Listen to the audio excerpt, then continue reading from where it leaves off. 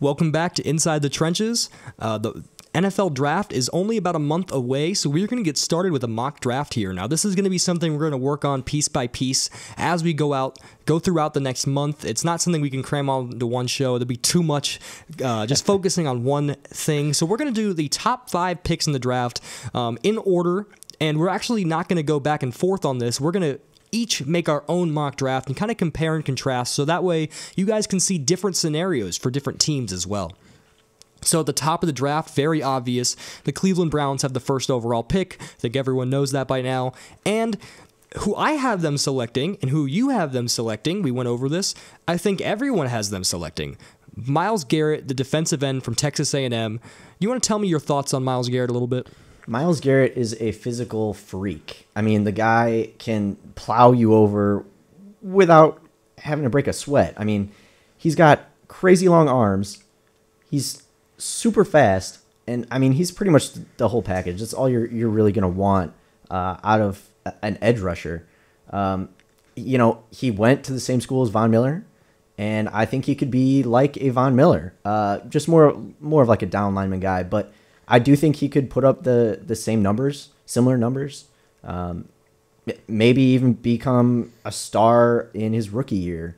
And I'm talking like big time star, The only issue with that might be that he's in Cleveland, so, he might not look as good as he actually is. But I mean, we've been saying it all year. If you get a big time star in Cleveland on that defense, it's going to make everybody else look better. And I just think he's a perfect fit for them. This is just like Jadeveon Clowney a couple years ago. You have a guy who seems like the slam dunk pick here. What happens in the NFL, time will tell, but it seems pretty clear cut who the number one guy is. If almost any team in the league had this pick, he would be the guy off the board. Browns are going to probably end up picking Myles Garrett. Not a whole lot to touch on here. He is an athletic freak, like you said. He's very flexible, and Cleveland is in desperate need of talent all over their roster, and this guy is the perfect piece to really start building something on your defense, especially generating a pass rush.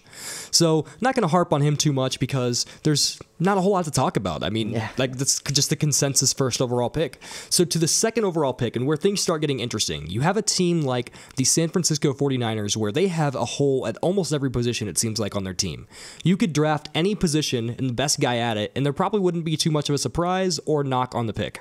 So, you and I both went in a similar route, but we went with two very different names. I'll start.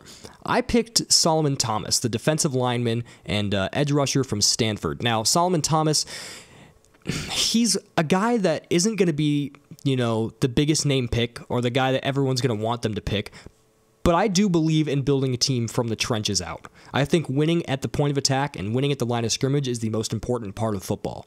I think if you look at a team like Dallas, they dominate the line of scrimmage on offense, and that's why they are so good. I genuinely believe you could put any average to above average running back in that offensive line, and they would be a top 5 running back in rushing yards that year in Dallas.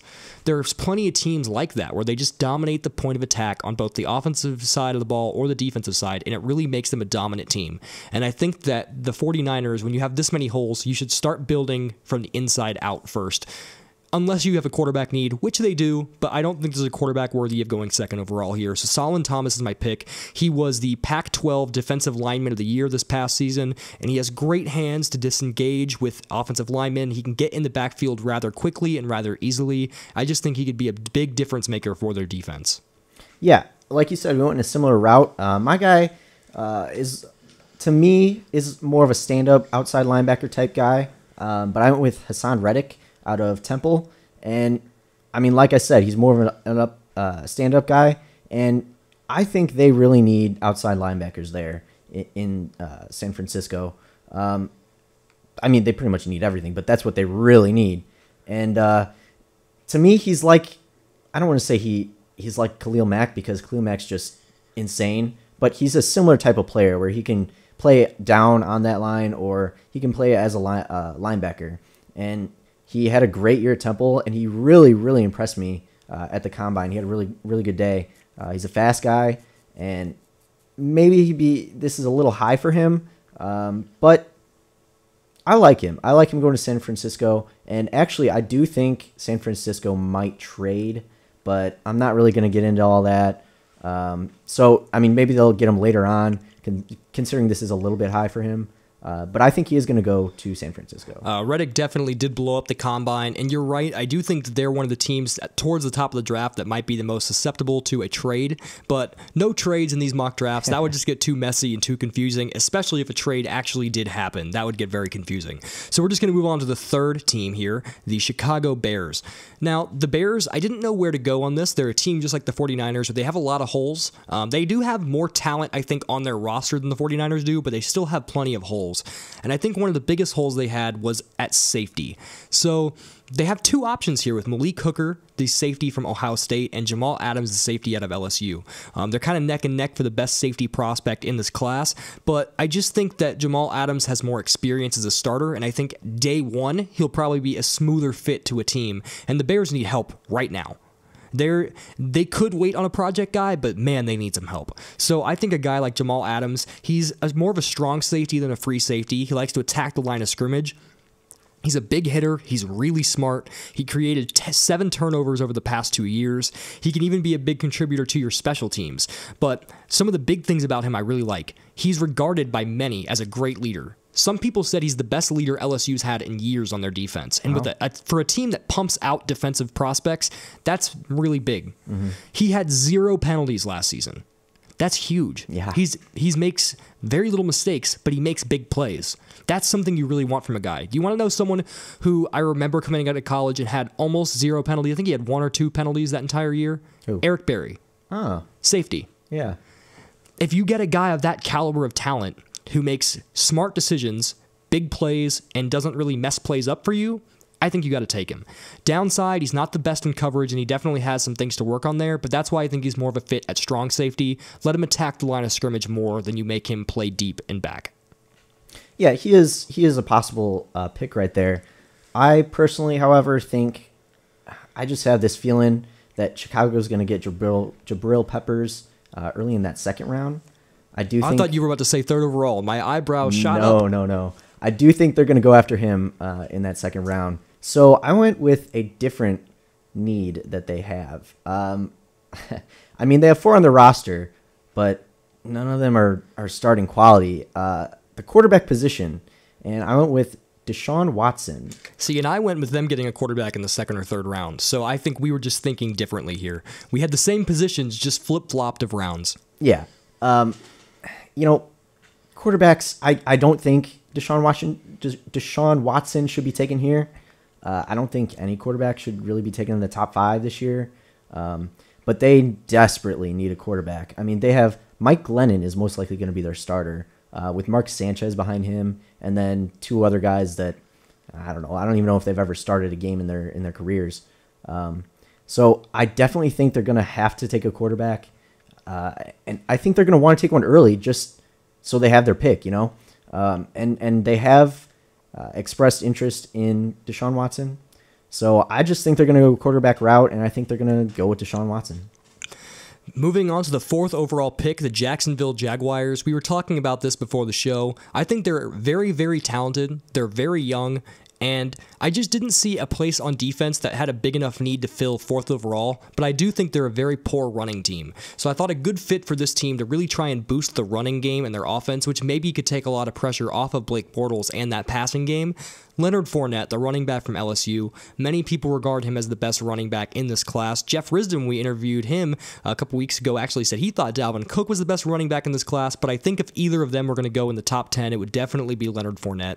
He's a very, very, very powerful runner. He makes very big plays. He's faster than people expected for a guy who weighed 240 pounds at the combine.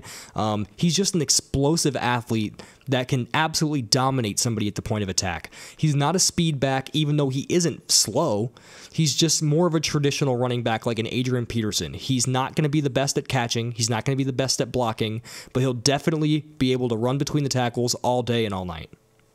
Yeah, and I understand where you're coming with the running back situation, but I'm a fan of TJ Yeldon. I think he's a pretty solid player, and I think Chris Ivory is their power guy, and they also have Denard Robinson, so they kind of have 3 guys there that they like to use in different ways. I think they're going to go a different route. I think they're going to go Jonathan Allen at defensive end.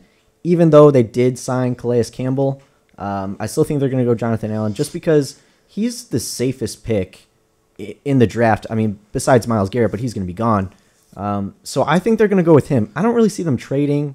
So I think they're just going to go with the best talent at that spot. And he is a very good player, and he is, like I said, a very safe pick. Moving a little quickly here before we go on to our final topic, I do agree with you. Jonathan Allen is one of my favorite players in this draft, and I think he would be a good pick there. I just think they'd be muddling the defensive line position a little bit too much there for the Jaguars. For the Titans, they have 2 picks in the first round, the 5th overall and the 18th overall. I didn't really know where to go with this pick because they have a couple needs, and I don't know which one they will address at which point in the first round. But I figured they could use a number 1 receiver, and I think they should take their pick of the litter instead of waiting to see who falls to them at 18. I have them taking Corey Davis, not everyone's unanimous number 1 receiver in this draft. A lot of people have Mike Williams or John Ross as their number 1 receivers.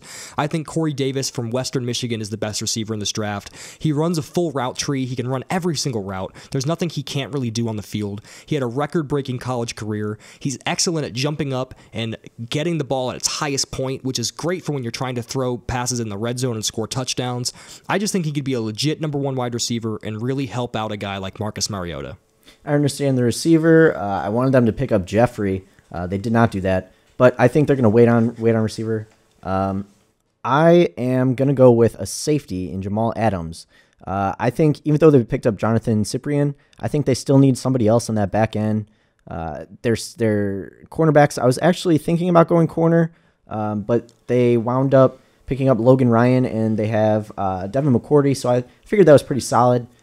So I just went with Jamal Adams at safety. That team, though, could be very scary coming up. They definitely could be. I did think of Marcus Lattimore, and I also did think of going with Malik Hooker, the 2 defensive backs from Ohio State, because I do think they could use some help on the defensive back end, but I just felt like there's too many good DBs in this class that you could get a really good one at 18 overall, so you might as well take your pick of the litter at receiver.